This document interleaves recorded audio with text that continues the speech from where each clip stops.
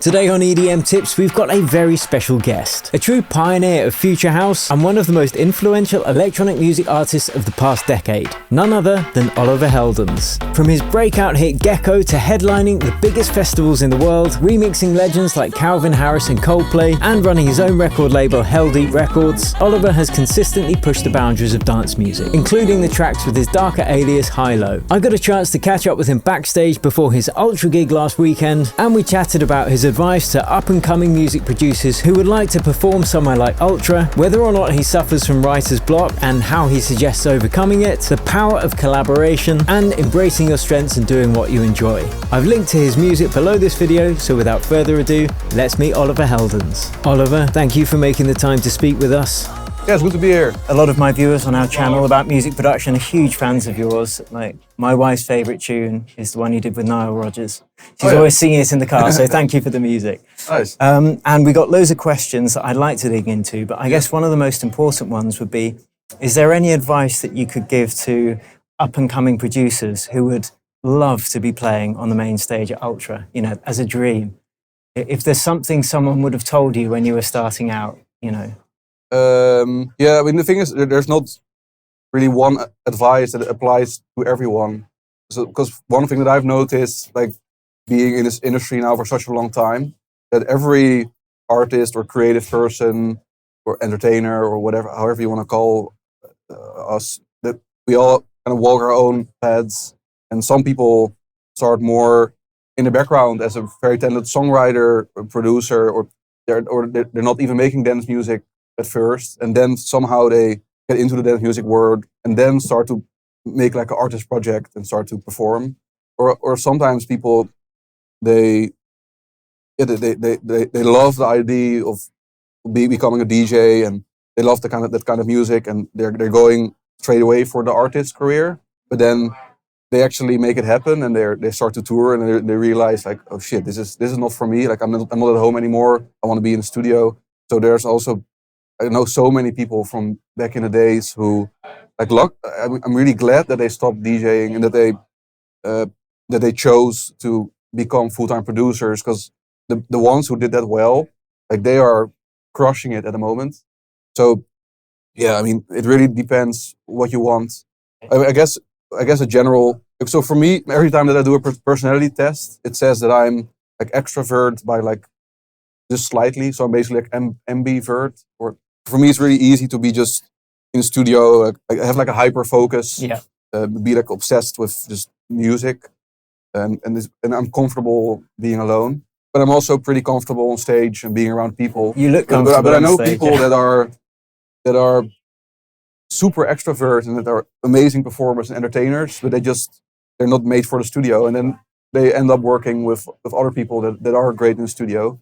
And then I know, a bunch of creatives that are super introvert and who are just they shine in the studio, but they are just not made to be out there on stage.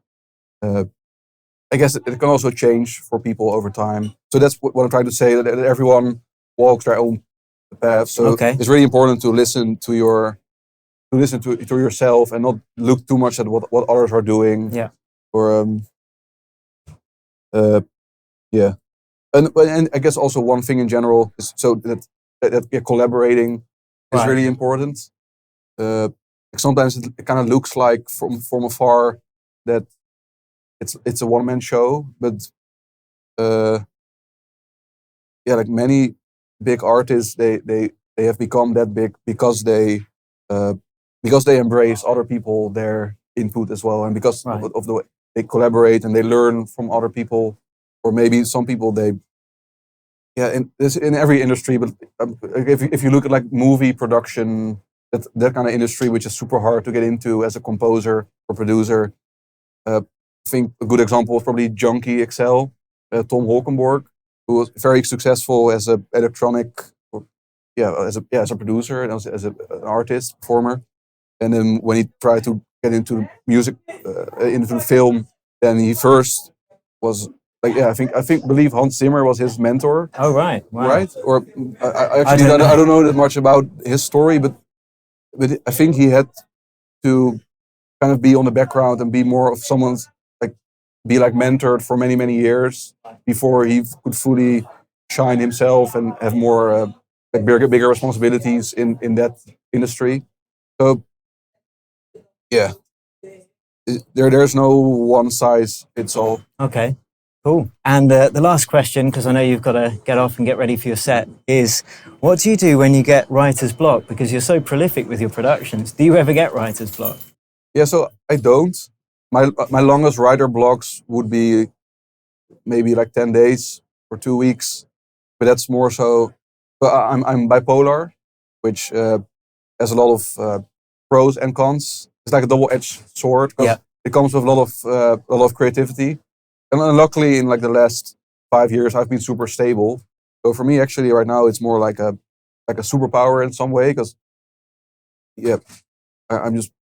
I have way too many ideas and things to turn into actual music and tracks and to finish. Also, luckily, in the last couple of years, I also found someone who works in FL Studio and who can help me finishing stuff.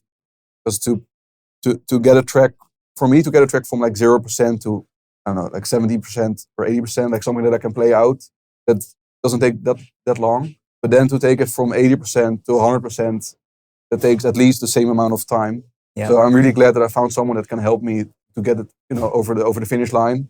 So that helps. That has helped tremendously for me. But it doesn't really answer the question because I have too much creativity. Basically, for me, it's sometimes it's a bad thing because sometimes it's better to just focus on this one idea that's really good and try to make it as good as possible.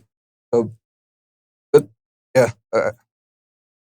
Usually, if people struggle with writer's block, it's like a self-belief thing. Right, okay. It's like a mental thing. So you have to kind of get out of whatever mindset you're in at that then. So and probably do other stuff like take walks or cook or play sports. You still have to do something. Yeah. But sometimes it's, from what I know from colleagues with writer blocks, sometimes it's actually doing like the most simple, like stupid kind of music that can actually kind of get you out of that writer's block. Yeah. But from what I know about it, it's just more of a self-belief thing for people, that they're just kind of too anxious to even try out ideas. But yeah, I've only been in that phase if I'm super depressed. Luckily, I have not been like that for many, many years.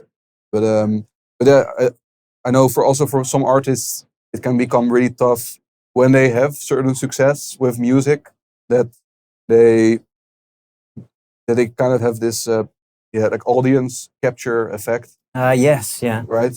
And they basically become a slave to their own sound if they don't listen to themselves and if they don't also keep making music just purely for themselves. Yeah. So I guess that's also big advice for people, but not just for musicians, but for everyone to. You have to do stuff that you also truly resonate with. And even I'm guilty of doing, like, compromising sometimes, or making music that I'm because I'm also a DJ and an entertainer, right? So sometimes I'm like, yeah, shit, okay, I'm playing at Live Miami. Like, I want to make some fun mashups with like some hip hop vocals, but that I'm maybe not the most passionate about, but it's gonna be fun there in a moment. So I'm gonna work on those edits and those remixes. But you don't want to get lost into that like just pleasing the crowd and entertaining people. But also that it just depends on what you want. Yeah. Maybe maybe that is what you want to do. Like maybe you just really want to entertain people. I mean, a good friend of mine, Timmy Trumpet, like he completely embraces that. Yeah. His thing, but that also makes him so. Such a powerful entertainer. He's one of the best entertainers that I know. He's got showmanship. He crushes it. So yeah, I mean, so again, there's no one size fits all. Oh yeah. Okay. No, thank you so much for your time, Oliver. Really appreciate it. No problem. Have a great set. Thanks. A massive thanks once again to Oliver for taking the time to speak to me. I hope you guys have enjoyed this and found it insightful and useful. Once again, I've linked to Oliver's music below this video, and if you want to check out an interview I had with I think his neighbour, Ferry Corsten, then you can watch that right here where we dig into some of his groundbreaking trance music and techniques. Thanks for watching. If you enjoyed it, please consider subscribing to the channel, share this with your friends, and I'll catch you over at that next video.